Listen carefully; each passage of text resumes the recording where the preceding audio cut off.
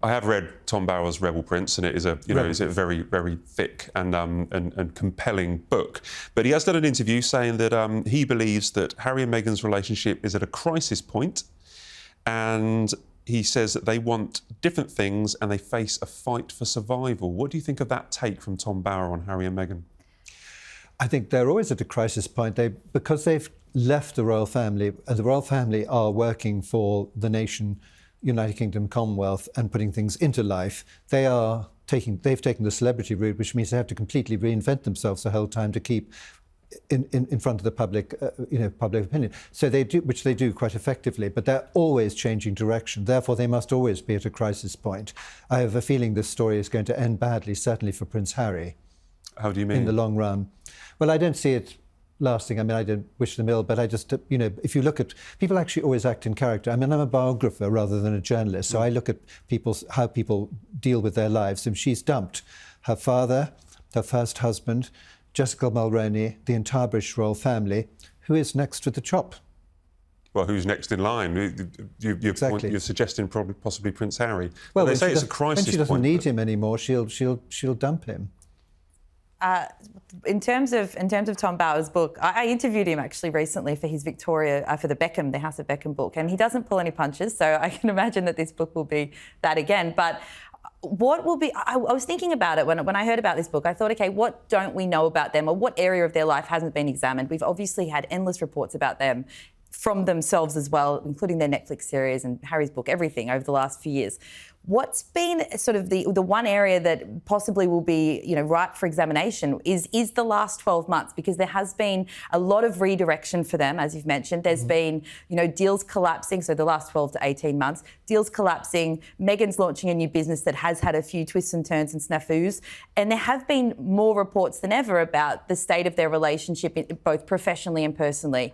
We don't know what the truth of that is, but I don't know that this book will be able to also find out for sure, but that's an area that we haven't examined, and it's an area of, I think there has been some turmoil, just even professionally. We can see that from the way that some of the businesses and their ventures have gone recently. So that's probably the part that I'm interested in. I hope there's not more re-examination of prior to that, because surely we've done that now, even by them. We've all talked about it.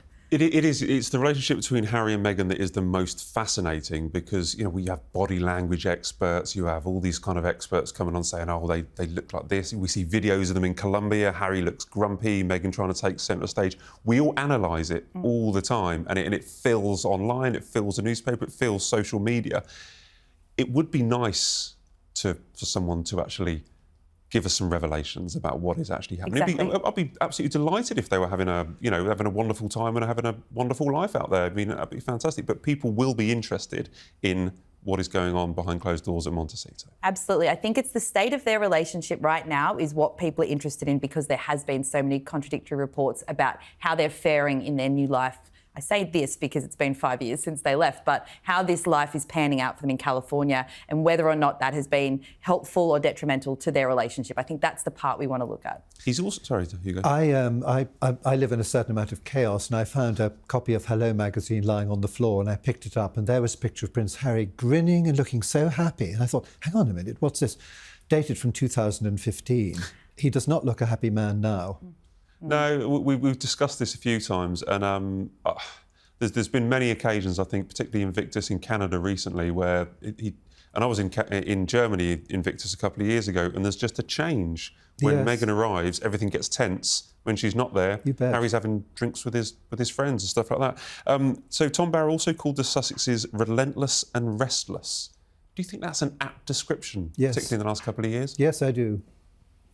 Yes, I certainly do. I mean, as I said before, they're always having to change direction. They're always having to go to new things. And I think that's why there's a certain amount of tense behaviour in their office, because, sort of nobody knows what's the next thing is going to happen. If things are going well, then people on the whole actually are usually quite calm and enjoying themselves. But if things are going badly, it's like, that's your fault, we've got to move on, you got that wrong, It's a really interesting point. So the fact that they're diving off in so many different directions kind of shows there isn't like a proper management or a proper course, an agreement behind the scenes. Well, I would have said so. And I watched a little bit of the cooking program, and she's sort of dissecting petals and scattering them over salads in other people's kitchens. I mean, there's no recipe given at the end. There's no way of following these things. So it's not really about food. It's all about her.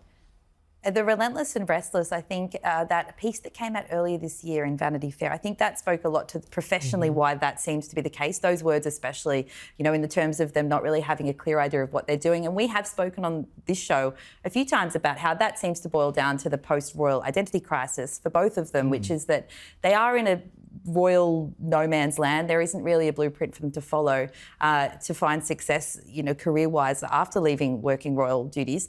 And so therefore that has to add a lot of pressure. And it also could, the fact that they don't seem to have landed on paths, although Meghan is in the midst of it now and we will see how this new venture plays out for her. But for Harry as well, it doesn't seem like they've really figured out exactly who they want to be or who they're supposed to be after leaving the royal family.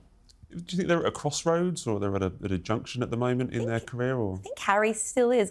You sort of get the impression that he'd be really happy to just sort of be surfing and doing some charity duties every once in a while, but that's clearly not Meghan's focus. And that in itself is a relatively relatable issue, which is when couples reach those points where they're branching off with different goals for their long-term future. Meghan wants to be a billionaire celebrity. I think Harry appears to be happy to just do a few charity engagements and focus on those things that he likes. But outside of that, it has to be adding pressure to, and of course we don't know for sure, but from the outside, it looks like it has to be adding pressher. I'm looking forward to hearing more from Tom Bowe, and we'll try and get him on the show and see what else he knows. Hugo, you mentioned you watched Meghan's cookery show, which we've all had to sit through and digest and write some exciting copy on, or in my case, try to avoid writing any exciting copy on. It did inspire some very good praise from the commentators, I thought. I thought everyone excelled themselves, didn't they? Both sides of the Atlantic. I particularly liked the line, I think it was Hilary Rose in The Times, who said, imagine the face of the children expecting a piece of cake in their goodie bag when they find some seeds in a decompostable pot to plant it in. Yeah, that's fair. Yeah. Well, there was no children in the they had children's when they were party and no children. The kids' party. But have you? It was with a heavy heart I have to talk about Meghan's latest podcast episode. Has anyone been listening to it? Did you listen to this week? Oh, sorry, Bronte has her hand up. I did put my hand. I did listen. I will say this. They're clearly good friends. Katie Lee seems that he's a very accomplished businesswoman.